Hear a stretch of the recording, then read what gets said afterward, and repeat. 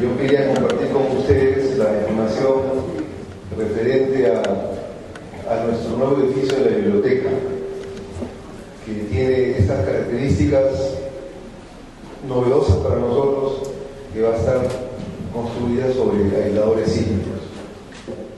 Entonces, desde hace varios años se venía ya desarrollando un proyecto de biblioteca. Se presentó al Ministerio de Economía un proyecto de lo que llaman SNIP, ¿no? Un perfil para hacer esto, y había varias alternativas para hacerlo. Finalmente el proyecto fue aprobado con las alternativas de construcción en la zona donde está el módulo de baños actual, que es casi el único espacio que tenemos libre fuera de este de aquí al frente, que se pensó que no sería conveniente usarlo para edificar, porque tenemos que tener también áreas límites. Después de casi 5 años, el año pasado el gobierno, el Ministerio de Economía nos otorgó una primera partida para eso. Entonces hemos invertido ya en algunas compras, detrás de este cerco hay algunos materiales que hemos comprado para eso. Y este año también tenemos otra partida. Entonces el perfil inicialmente fue hecho para 4 pisos, un edificio convencional, y cuesta tantos millones de soles. Y después, evaluando el tema del campus de la UNI, es esto, lo que tenemos como terreno es esto y no hay más, ¿no es cierto?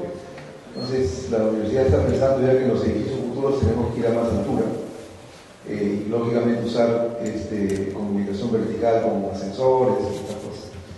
Entonces, conversando con el rector, le digo, ¿por qué mejor no hacemos un edificio de 8 pisos? Porque la verdad, 4 pisos también para la biblioteca, una parte de cómputo, y para los profesores, oficinas, para investigadores en los pisos siguientes. Entonces se replanteó el proyecto con 8 pisos. Y a su vez pensamos que era el momento que nosotros pudiéramos desarrollar la estructura sobre aisladores sísmicos.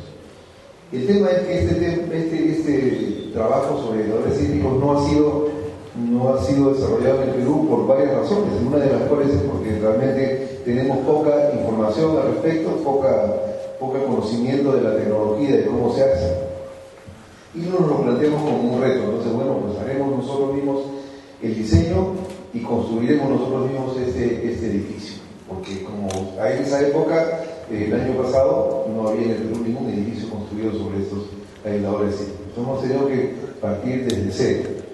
Se configuró entonces un equipo para el proyecto, ya para el expediente técnico. Aquí, como ven ustedes, dice, bueno, la arquitectura estuvo a cargo del arquitecto Osvaldo Núñez Carvalho, distinguidísimo profesor de la Facultad de Arquitectura, y para la parte estructural yo le pedí al doctor Escaletti que condujera el grupo, pero específicamente quien trabajó directamente es el profesor Ricardo Proaño y algunos asistentes. Entonces formamos un equipo sobre esto y empezamos a trabajar en este proyecto. Y resulta que empezamos a ver que el trabajo sobre aisladores, el edificio sobre aisladores es diferente que el edificio convencional. Por ejemplo, todos conocemos que en un edificio convencional tenemos columnas, vigas, muros, también para resistir la parte sísmica, porque básicamente la orientación es la resistencia sísmica de esta edificación. Y cuando se está entonces trabajando con aisladores, con la concepción de la estructura tiene que cambiar ligeramente. Tiene una serie de ventajas con respecto a la respuesta de este edificio en este caso, ¿no? Acá dice, bueno, en la facultad, iniciando la construcción de un edificio, pero su centro, así se llama, Centro de Información e Investigación. En buena cuenta para nosotros es la biblioteca y oficinas de profesores. Entonces, porque también, como ya tenemos biblioteca, hay que decirle al Ministerio de Economía que estamos haciendo un centro de información e investigación. No puede ser biblioteca. Esas cosas absurdas, ¿no? Pues si mi biblioteca es un mamarracho, tengo un piso ahí, un edificio que no está diseñado para eso, necesito una biblioteca de verdad, pero así se planteó el perfil. Este es un nombre oficial. Entonces, lo hemos diseñado usando aislamiento de la base. El edificio tiene aproximadamente 600 metros cuadrados en planta, tiene 4 pisos en una primera etapa y 8 pisos al final de la construcción. En este momento solo tenemos aprobado estrictamente nuestro NIT para 4 pisos, ¿no es cierto? Entonces solo puede construir hasta 4 pisos, pero también está previsto, después de 3 años uno puede pedir ampliación. Entonces, como ingenieros hemos hecho el proyecto para 4 pisos, pues no puedo hacer para 4 pisos después de hacer el proyecto para 8, ¿no es cierto? No, así no se hace la cosa. Mi proyecto está para 8 pisos, vamos a construir los 4 hasta cuando nos dé la plata y después de ahí para seguir haciendo. Pero lógicamente la cimentación, los aisladores, todo está ya previsto para los 8 pisos que va a tener eventualmente. Quizás cuando alguno de ustedes recién esté terminando, recién está la lista, porque el Ministerio de Economía así da el dinero. Por ejemplo, este año tenemos 1 millón de soles. El proyecto de estos inicial cuesta 4,5 millones, ¿no? Pero ya nos han dado el año pasado con 800.000, ahora 1 millón, el próximo año nos darán con otro millón, y en 2 años más seguramente terminaremos. Así como funciona el Estado. Pero queríamos, de alguna manera, puede ser que el primer edificio en el Perú sobre aisladores sísmicos. De alguna manera lo conseguimos, nuestro proyecto fue el primero. Recién vamos a empezar a construir, ¿no? Porque por estas limitaciones, pero sí es cierto, y lo bueno es que en este proceso hemos desarrollado, adquirido tecnología. En el proceso del diseño, los fabricantes de aisladores que están interesados tecnológicamente en eso que se venda, desgraciadamente no tenemos todavía un producto nacional. En la mañana estaba conversando con el ingeniero Polaño, está muy interesado en desarrollar un proyecto para desarrollar nuestra propia versión de los aisladores y entonces fabricarlos acá, porque esto se viene para quedarse, ¿no es cierto? Esto es una cosa, una herramienta, una alternativa más que va a ser usada siempre, y debemos nosotros como Universidad de Ingeniería pensamos siempre en lo posible estar a la vanguardia de estos procedimientos.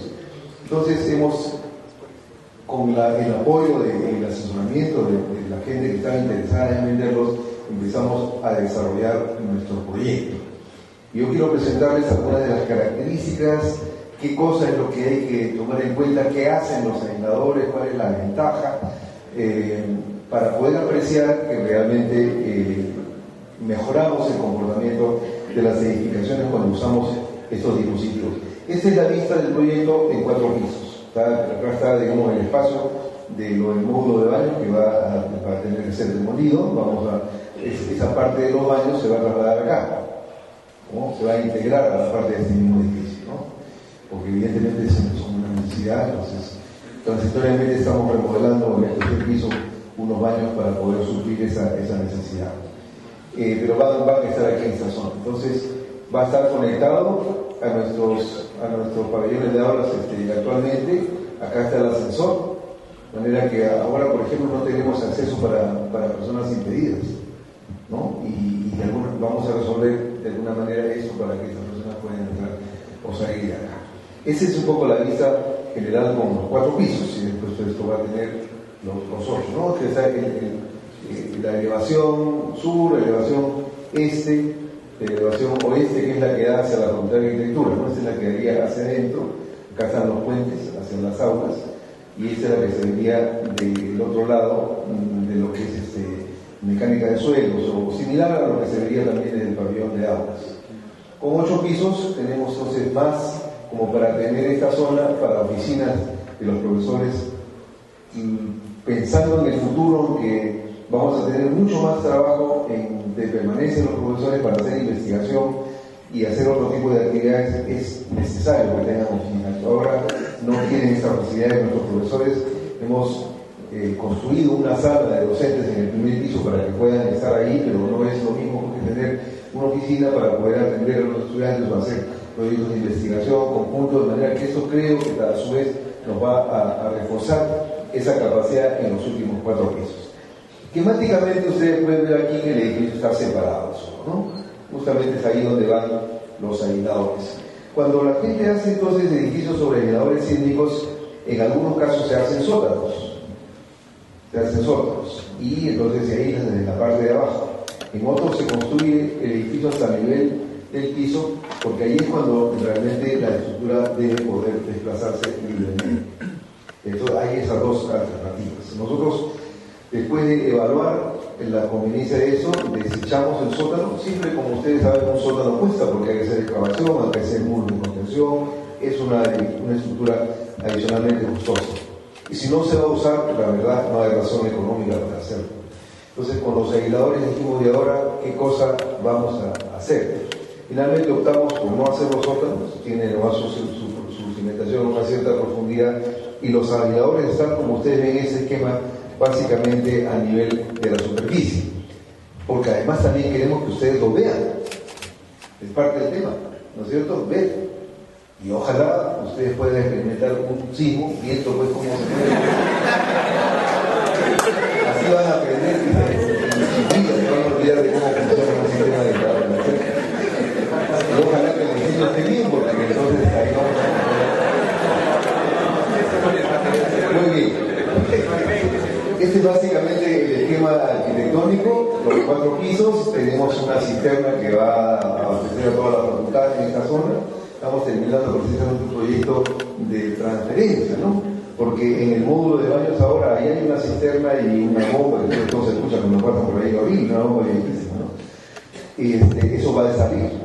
Entonces tenemos que reemplazarlo por algo. Es un proyecto intermedio mientras dura la obra para facilitar el abastecimiento de agua, y lo que primero que haremos en el nuevo edificio será una nueva cisterna para abastecer toda la facultad, y con un sistema ya moderno de abastecimiento. Como ustedes saben ahora, los sistemas antiguos, que había una bomba con un tanque hidroneumático, eso ya ha sido superado, ¿no? Ahora son sistemas de paso variable, como si la bomba acelera cuando necesita más presión y baja cuando necesita menos presión. No se acumula permanentemente. El tanque neumático aplica presión, tiene aire y alimenta el sistema. Cuando va bajando el agua, bajando la presión, nuevamente bombea y llena. Es así como se opera.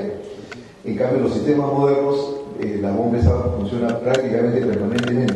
Y es de paso variable. Cuando se acelera, cuando necesita aplicar presión, baja cuando no necesitas tanque neumático, no necesitas tanque de banda, directamente al sistema. Y claro, tienes que tener un backup de energía para poder reemplazarlo en ese caso. Entonces, así es como lo vamos a hacer. Aquí observan ustedes, en el esquema de arquitectura están ya colocados los aisladores.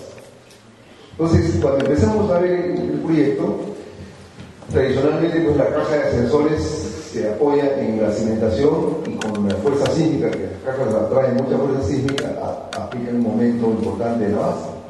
Tratan de voltear, ¿no? Eso quiere decir que en alguna zona va a tener mucha presión y no va a tratar de levantar. Eso es usual, uno conecta la cimentación y así funciona. Pero estos dispositivos básicamente están diseñados para resistir cargas verticales y desplazarse mucho lateralmente, pero resisten las cargas verticales, ¿no? Hay algunos que resisten también tracciones, no es lo usual.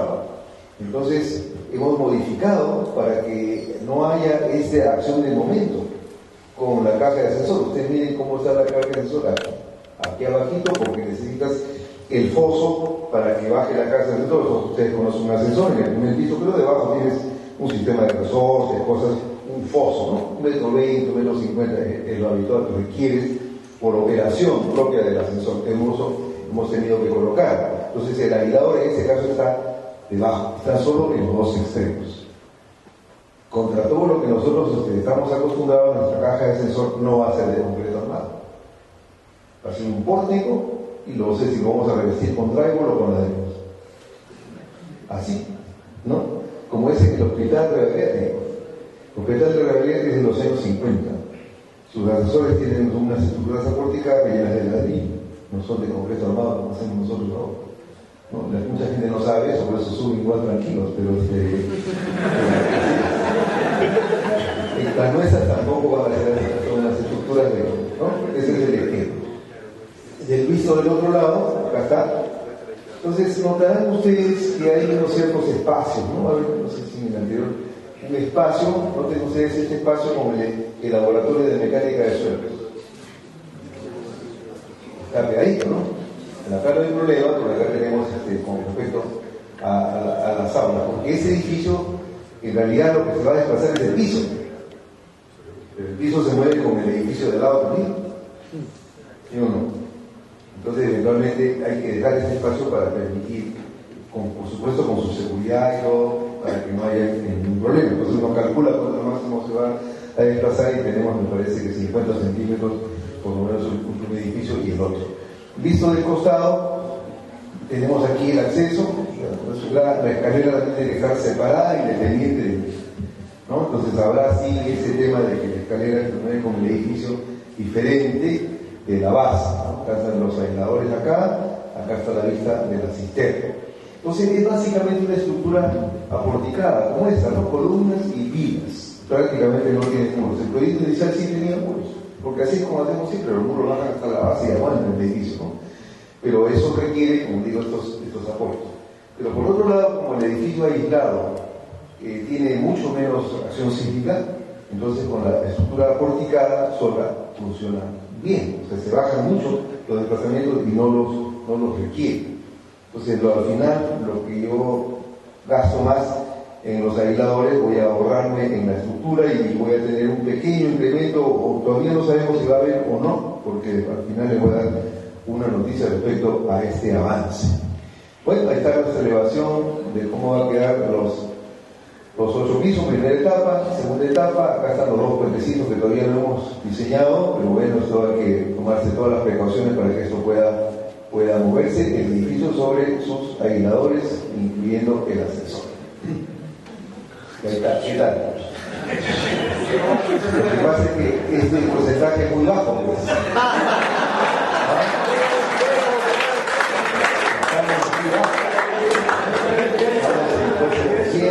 Estamos cada vez bajando, no sé si en 10 o 8, hay que trabajar para que no haya cosas a la única, que eso puede ser una realidad, ¿no?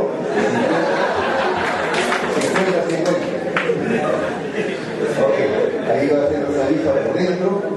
Son columnas circulares que te hagan así, ¿no? De diferentes diámetros. Está bonito el espacio. A ver, vamos a entrar un poquito entonces en la parte más o menos técnica. ¿Cómo es eso? Eso es un tema ya de cultura que todos debemos adquirir, beneficiarnos para manejar en el futuro. Actualmente la filosofía del diseño sismo resistente dice lo siguiente. Vamos a ver si salen los cuerpos. Bueno, ok, yo tengo acá esa es la filosofía, digamos, ¿cuál es la actual? Porque yo tengo una cierta capacidad de estructura y tengo una cierta demanda sísmica. Demanda en el sentido de qué cosa es lo que requiere. Cuando viene la acción sísmica se requiere una cierta carga que debe ser resistida y yo tengo una cierta capacidad. Evidentemente mi capacidad tiene que ser mayor que el requerimiento, ¿no? Si yo tengo aquí mi sistema estructural original, digamos, la demanda nosotros la representamos por lo que llamamos una especie de espectro. Aquí en esa línea roja, esta es la demanda, el sismo de acá. Y mi estructura tiene esa capacidad, ¿no es cierto? Entonces, ¿cómo hago yo para que cumpla con esa capacidad? Por ejemplo, le aumento la resistencia. Le aumento la resistencia y mi capacidad es mayor que la demanda. Capacidad menor que la demanda no puede ser, ¿no es cierto? Esto no está bien. Entonces, una alternativa es simplemente aumentar la resistencia por encima de lo requerido. Por ejemplo, ¿cómo le aumento la resistencia? Le pongo muros. Aquí estoy aumentando la capacidad poniéndole muros. Dicho sea de paso, estas listas han sido preparadas por el ingeniero Ricardo Proaño, que ustedes conocerán, se llevó dinámica, y yo siempre estoy corriendo las consumistas, pero están tan bonitos, y dije, no, yo voy a hacer, ya he hecho 2 veces su presentación, porque me parece que está muy didáctica en su aspecto. Muy bien, ahora, también nosotros tenemos otro tema. Una cosa es aumentar la resistencia, otra cosa es aumentar la capacidad de ductilidad, ¿no es cierto? O sea, yo aumento la posibilidad de que la estructura se deforme más allá de lo que requiere. Requiere hasta acá y le voy a aumentar que requiere hasta acá. Bien, pero el aislamiento en la base lo que hace es bajarme la demanda. ¿Ah? Miren. Bajo aquí, bajo acá. Y vamos a explicar después cómo es que lo hace, ¿no? ¿Por qué es que lo hace? Entonces, con mi resistencia original, yo ya estoy cubriendo esta reducción de la demanda sísmica a través del aislamiento en la base. Esa es una de las primeras y más directas consecuencias del aislamiento en la base. Reducir la demanda sísmica, o sea, la acción sísmica sobre el edificio baja. De alguna manera, estos dispositivos que aíslan, trabajan. ¿Cómo es que lo hacen? Vamos a discutirlo también en algunos momentos, ¿no? Como dice aquí a modo de resumen, el aislamiento sísmico es una estrategia de diseño basada en la premisa que es posible separar una estructura de los movimientos del suelo. ¿Cómo? Mediante la introducción de elementos flexibles entre la estructura y su fundación, disipando de forma pasiva la energía sísmica. Pasiva, porque el dispositivo no funciona hasta que no actúe sísmico. También también hay sistemas activos, como por ejemplo los actuadores.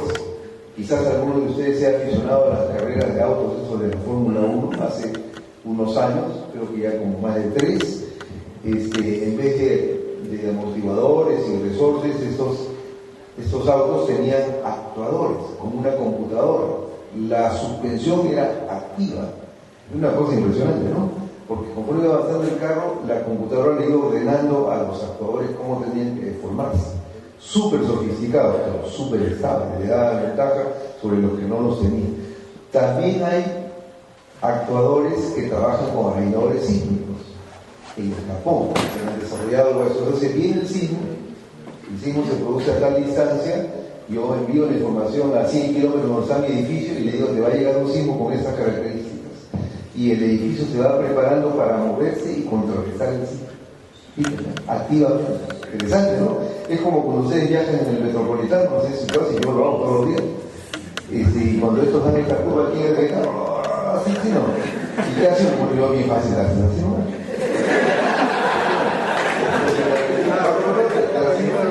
Yo como soy bonito, entonces con suficiente con eso.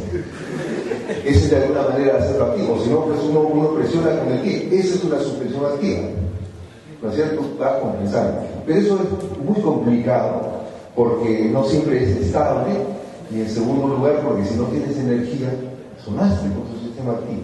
Entonces este es un sistema vacío, está a la espera hasta cuando venga este movimiento, entonces reacciona, ¿no? Digamos de una manera más común, más estable, más sencilla. Aquí tenemos entonces una comparación entre un edificio sin aisladores, está pegada la base al suelo, el suelo se está moviendo lo mismo para los dos, ¿sabes? Y este tiene aisladores. Observen ustedes la deformación relativa de uno o de otro.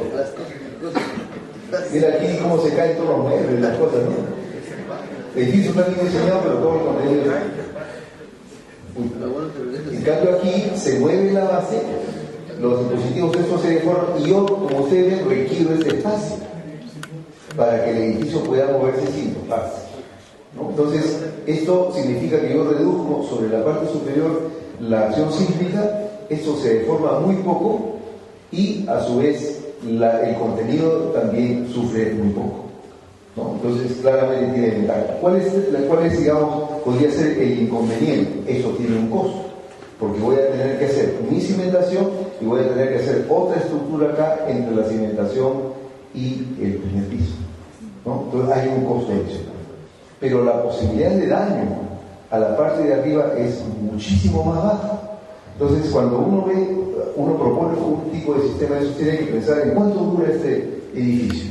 ¿Cuánto dura un edificio? Lo que hacemos en el curso de antisísmica, la norma es en 50 años. Normalmente es más, ¿no? Pero eso es lo que se toma para... Entonces yo debo pensar que en los 50 años, cuántos temblores importantes habrá, cuántos daños puede sufrir el edificio, cuánto me va a costar repararlo. Entonces yo tengo un costo inicial más los costos de las reparaciones en la vida útil, al final me da ese costo de mi edificio. Ese es el que tienes que compararlo con este sistema, que un inicio tiene un poquito más de costo, pero cero costo de reparaciones, al final de la vida útil me va a salir nada barato, con la posibilidad que no haya ninguna consecuencia de daño para las personas que lo ocupan, ¿no? Ese es un poco, y por eso es que eso se está haciendo muy popular. No necesariamente para todo tipo de edificaciones, porque siempre la gente no quiere gastar más en un inicio, ¿no? Pero para todo lo que son edificaciones de tipo esencial, aquello que debe seguir funcionando después con un sismo, esto ha probado evidentemente ser una ventaja superior. Solo como ilustración les comento que en el sismo de Chile del año 2010, entonces ya habían edificios de hospitales, algunos pabellones construidos de la manera tradicional y otros pabellones en el mismo hospital construidos sobre aisladores. Y la experiencia ha sido abrumadora en favor de los edificios con aisladores.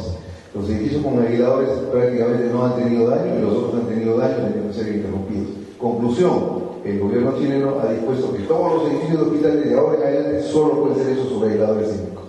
Listo, no hay solución.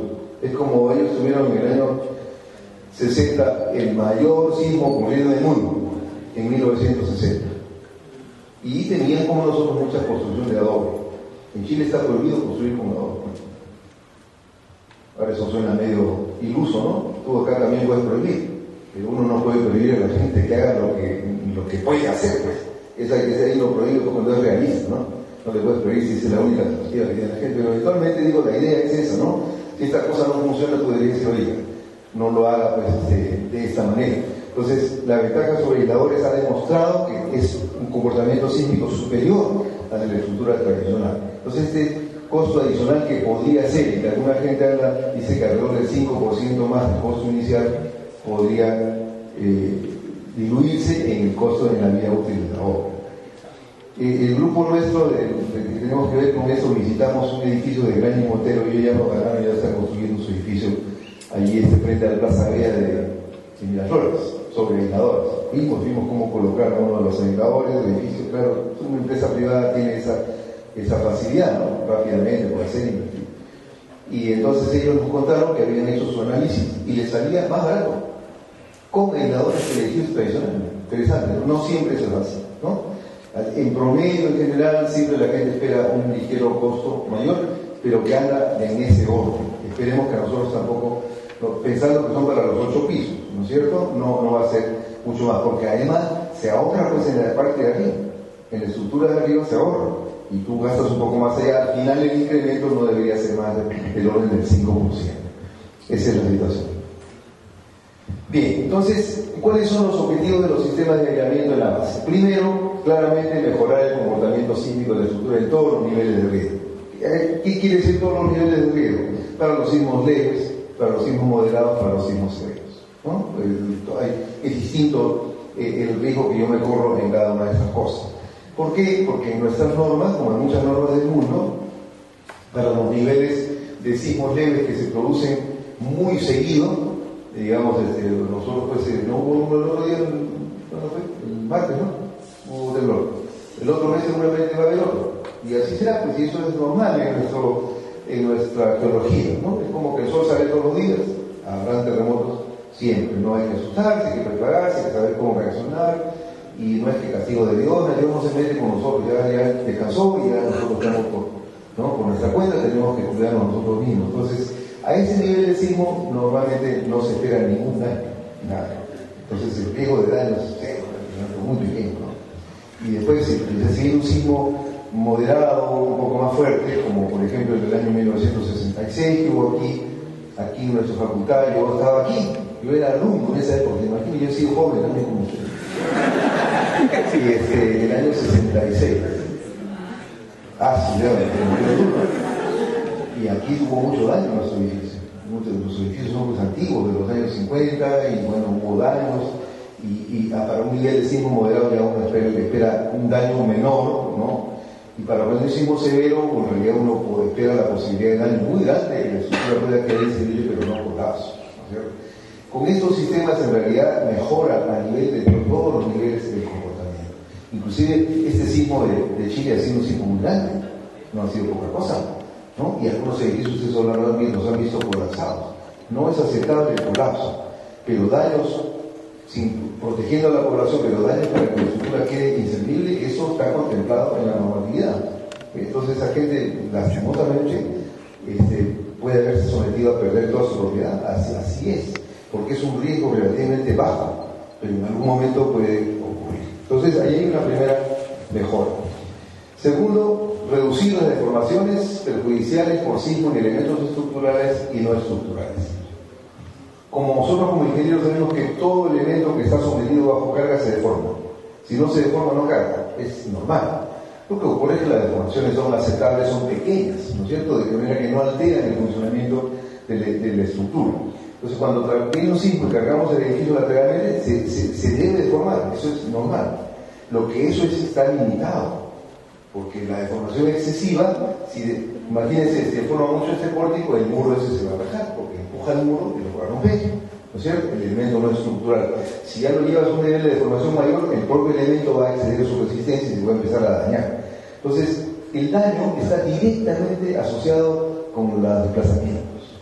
Eso hemos aprendido desde los años 90 y casi todas las normas del mundo ahora se están volviendo más exigentes en controlar los desplazamientos. Inclusive habla de diseño por desplazamiento, dice.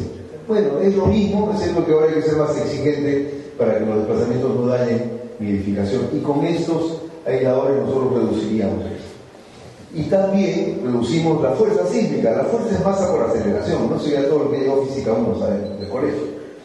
Y si yo reduzco las aceleraciones, porque el sismo lo que hace es sacudir el edificio abajo, transmitirle aceleraciones al edificio, y donde encuentra masa se producen fuerzas. Eso es lo que deforma el edificio, así funciona, así de simple, ¿no? Entonces, si yo con estos sistemas reduzco las aceleraciones, minimizo el daño en el contenido del edificio también. Finalmente, minimizar la interrupción del uso de una infraestructura en caso de sismo, lo que se llama pérdida por lucro cesante. Deja de operar mi edificio y estoy perdiendo plata, porque el edificio tiene un uso y si no lo uso estoy perjudicando. Entonces, ¿cuáles son las características de un sistema de aislamiento? Vamos a ver.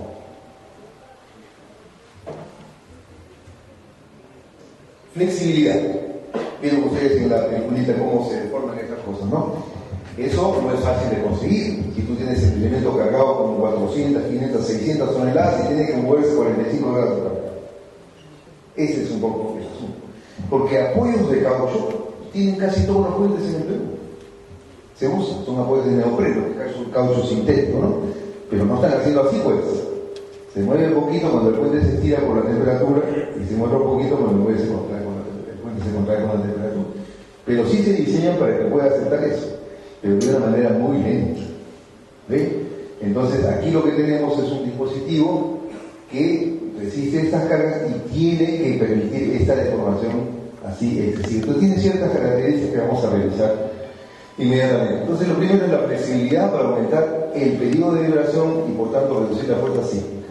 Aquí está la clave, ¿no? Para aquellos que ya están familiarizados con este tema, así como lo hacen. Aumenta el periodo de vibración de todo el conjunto. O sea, se demora más en vibrar. ¿No es cierto? Y al demorarse más en vibrar, en la práctica nos aleja de la velocidad de la carga del sismo y la acción sísmica se reduce. O sea, la flexibilidad sirve para que el periodo se alargue y al alargar el periodo se reduce la fuerza de respuesta. Así es como esto funciona y lo podemos ver después con alguna información más. Segundo, disipa energía. Disipación de energía para reducir los desplazamientos producidos por sismos, los cuales están directamente relacionados con el daño en un edificio. Porque también si yo no disipo energía, después de esto seguiría vibrando, no, pues, tienes que ir amortiguando para que vaya bajando. Entonces se usa, bueno, me adelanto un poco, se usa caucho de alto amortiguamiento o se usa disipadores que en el centro tienen un núcleo de plomo. El plomo es un material muy dúctil y que tiene un peso específico muy grande, de manera que cuando ustedes deforman el plomo absorben una cantidad de energía muy grande.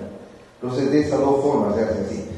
Por ejemplo, el amortiguamiento que tradicionalmente se espera que den los elementos no estructurales, nuestros muros, puertas, ventanas, todo lo que hay en una estructura, cuando la estructura se deforma, esto lo va haciendo que se vaya calmando, es alrededor del 5%, 4%, 5%. Con esto nosotros hemos conseguido en nuestro diseño 17%. Entonces, mayor amortiguamiento que el que se consigue de la manera tradicional, ¿no? Y con ese dispositivo.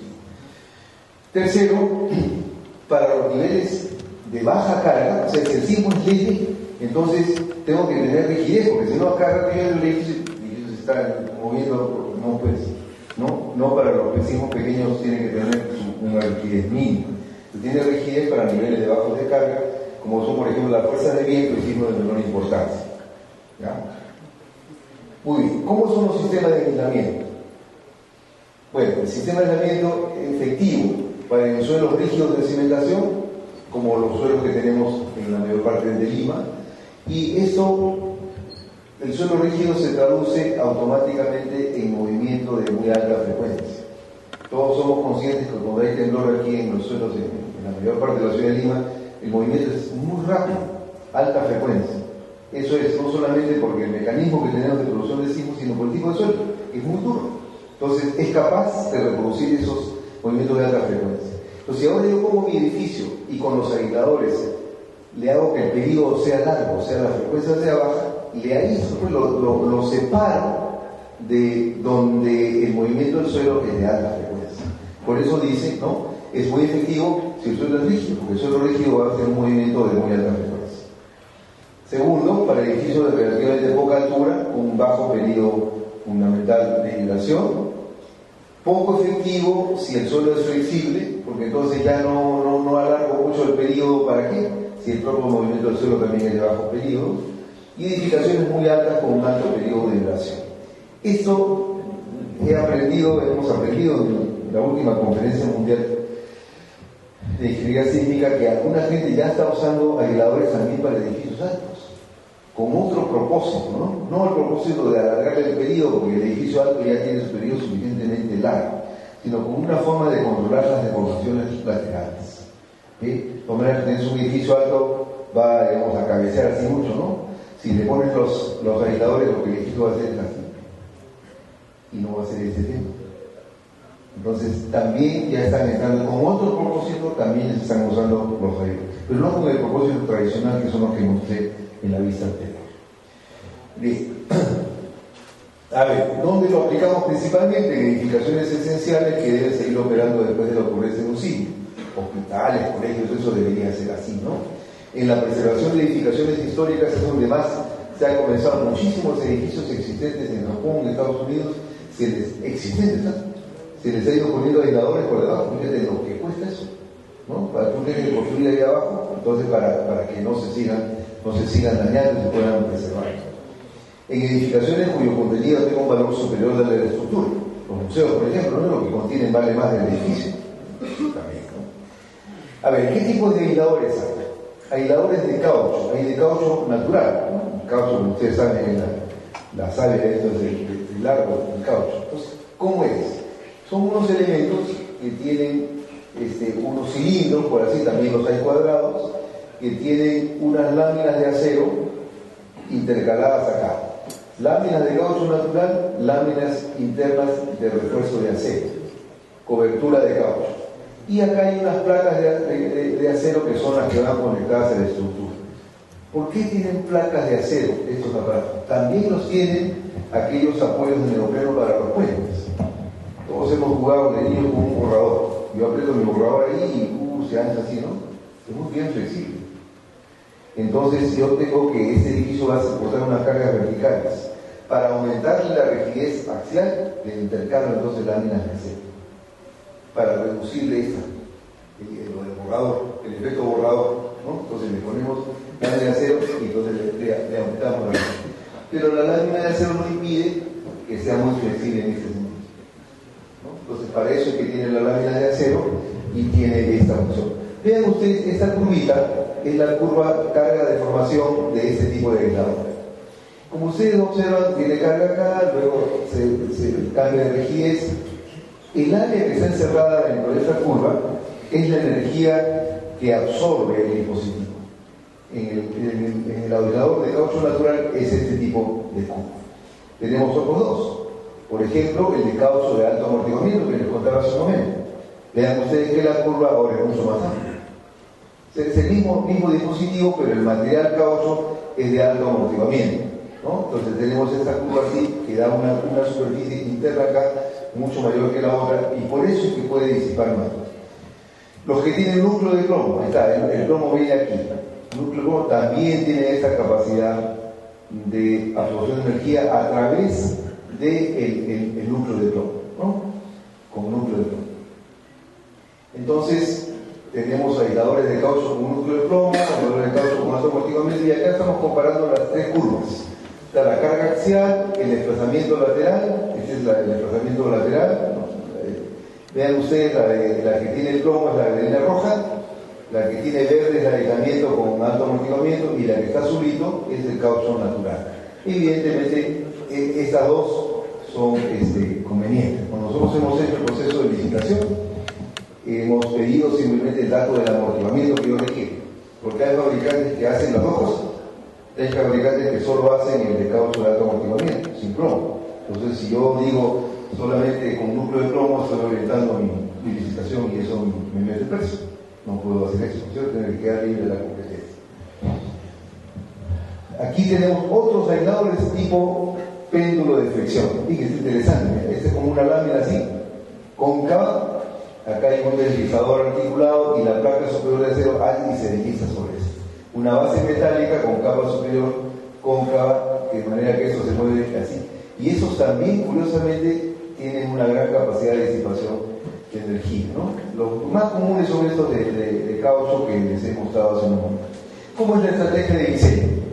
Bueno, hace un momento cuando hablamos de la flexibilidad dijimos lo que hay que hacer es aumentar el periodo fundamental de vibración de la estructura y disipar la energía de deformación de forma pasiva a través del amortiguamiento.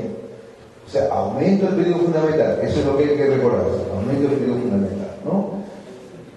Segundo, reducir las aceleraciones sísmicas y por consiguiente las fuerzas sísmicas de diseño, reducir las deformaciones por sismo.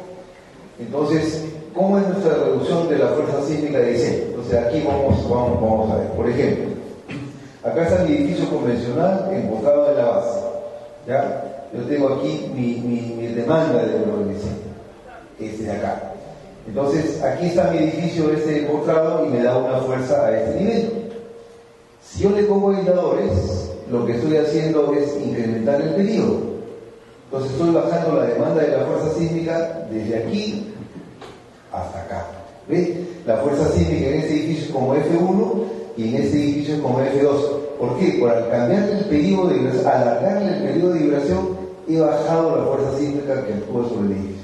Este es el tipo de curva que se llama el espectro de diseño, y es el que nos permite estimar cuál es la fuerza sísmica que nosotros le vamos a aplicar en la estructura. Es función del periodo del edificio, ¿no? Entonces, el periodo del edificio fijo es aquí, pum, tengo este nivel de fuerza.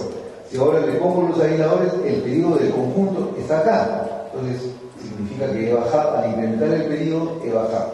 Y además, dependiendo del tipo de dispositivo, voy a bajar por el amortiguamiento algo más. Entonces, estamos acá en un nivel de fuerza mucho más pequeño, ¿no? Esa es un poco la estrategia, cómo funciona eso. Y los desplazamientos, que son la otra consideración importantísima. Acá está el edificio convencional, se desplaza como delta 1, ya aquí, desplazamiento como delta 1. Yo incremento el periodo, se va a aumentar el desplazamiento, sí pues, pero como incremento el amortiguamiento, estoy aquí en este desplazamiento total, pero un ratito ese desplazamiento total, en realidad es la suma del desplazamiento de la base más lo que se deforma el edificio. O sea, este desplazamiento total acá, lo que se deforma la base más la del edificio. Entonces, ¿cuál es la consecuencia? Que el edificio se deforma él mismo muchísimo menos. O sea, se desplazará todo, casi igual que el otro, pero se desplaza porque la base se desplaza, pero el edificio se deforma mucho menos daño, mejor, ¿no?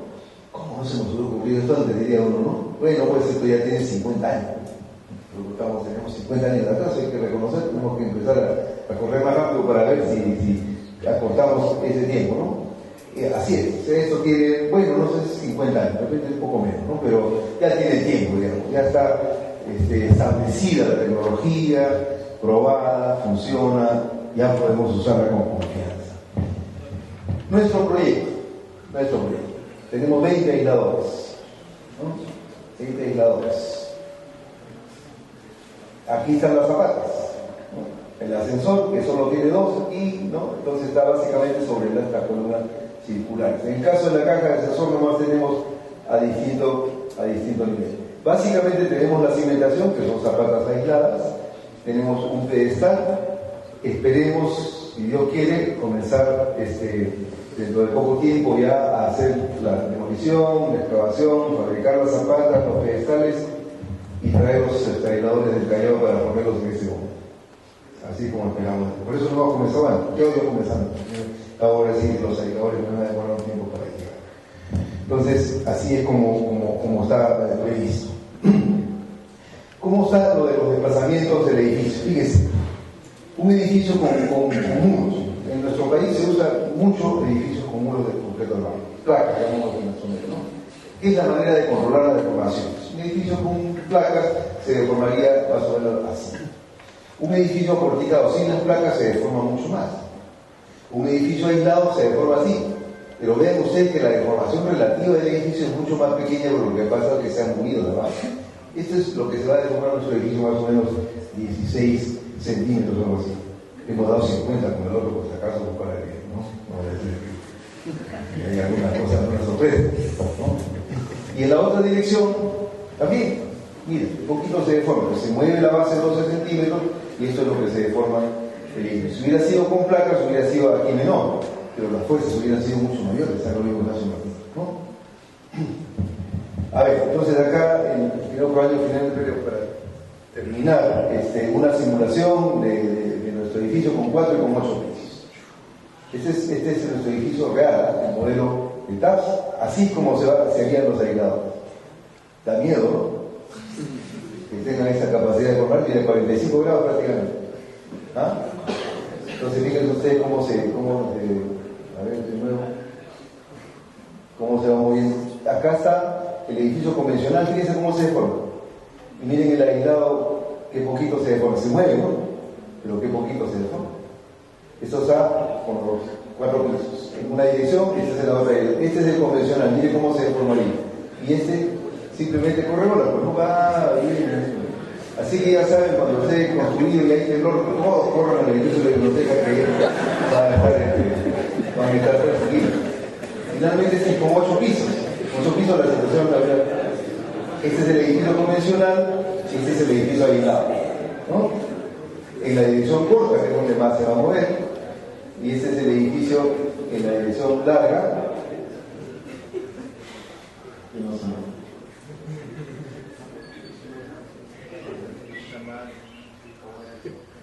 Ahí está, el edificio convencional, cómo se deforma, y el edificio aislado, cómo básicamente se trata. Este es el tipo de comportamiento que tienen estos dispositivos. Ahora, esa es una de las 3 técnicas que se usa para la producción de energía sísmica que pasa el edificio, la de los aisladores. Lógicamente es más conveniente cuando el edificio no se ha construido. Se ha hecho, como dije yo, para edificios muy importantes, pero es muy costoso, tiene que ser todo rico como los japoneses, los americanos, que pueden estar en eso. Pero como un edificio no se ha construido, hacerlo desde cero es una buena alternativa que hay que conseguir. Si el edificio está construido, hay otras alternativas. Por ejemplo, agregarle amortiguadores. Todos conocemos cómo es el amortiguador de un automóvil. Un cilindro que entra de lado, un pistón, un cilindro que se desplaza así. Y claro, para la fuerza de un automóvil pesa 1 tonelada y media, entre 4 y poco. Cuando estamos hablando de cientos de toneladas, estos dispositivos son similares, pero son unas cosas que tienen 70 centímetros de diámetro, 3 metros de largo. Son cosas muy fuertes, ¿no? También cuestan, pero se pueden ver. Y hay una serie de alternativas para amortiguadores, no solamente estos amortiguadores viscosos, sino, por ejemplo, inclusive para tener amortiguadores como péndulos. Ustedes han visto el edificio quizás en Taiwán, 500 edificios en Taiwán, que tiene un gran péndulo que tiene más o menos los 3 pisos superiores. Vean, está en internet, es muy interesante, ¿no? Y está colgado de arriba. Entonces, cuando el edificio mueve de un lado, el péndulo con su masa y su inercia trata de compensar y amortigua de alguna manera el movimiento lateral. Esa es otra alternativa, ¿no? Luego también hay disipadores de energía, dispositivos mecánicos que absorben energía, como el plomo, ¿no? El plomo lo deforma y absorbe energía, entonces parte de la energía no va al edificio, sino a otros dispositivos mecánicos que se colocan en un sitio. Este material se deforma, se daña, lo cambio y pongo otro para el siguiente sitio. Entonces tengo varias y hay distintos dispositivos como para hacer eso. Entonces básicamente son 3 estrategias, ¿no? Nosotros hemos usado la de los aisladores, también hay la de los disipadores y también hay la de los amortiguadores. En nuestro caso estábamos pensando, y todavía no está hecho, todavía no tenemos los otros pisos, agregar en el 8º piso también un amortiguador de masa sintonizada, además de los aisladores. ¿Por qué? Con los 4 pisos el edificio, los aisladores pues no están trabajando al 100%, porque ha sido calculado con el peso de 8 pisos. Entonces están muy rígidos, porque se vuelven más precisos cuando más peso le pongo yo, ¿no? Si tengo menos peso, están muy duros, no van a ser tan eficientes. Con los 8 pisos, ya, ahí está un poco mejor.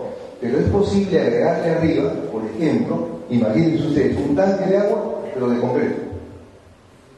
Y eso lo apoyo sobre 4 aisladores chicos. Entonces tengo como una especie de péndulo arriba que se calcula para que mejore el comportamiento del edificio. Eventualmente, también podemos analizar esa eventualidad. O sea, esto está abierto, ¿no es cierto?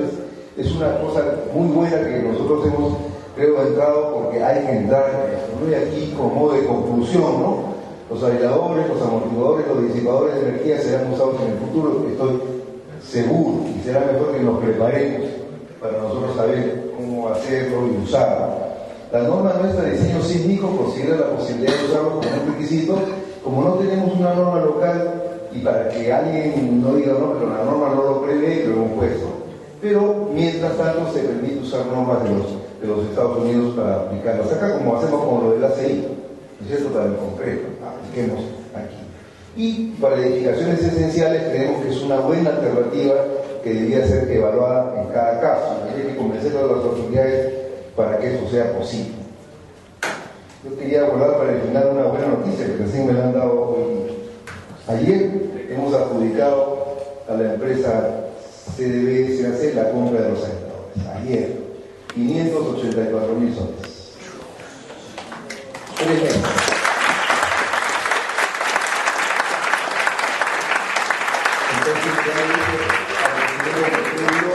Al presidente le digo, usted tiene 3 meses para tener la obra a punto con los pesajes.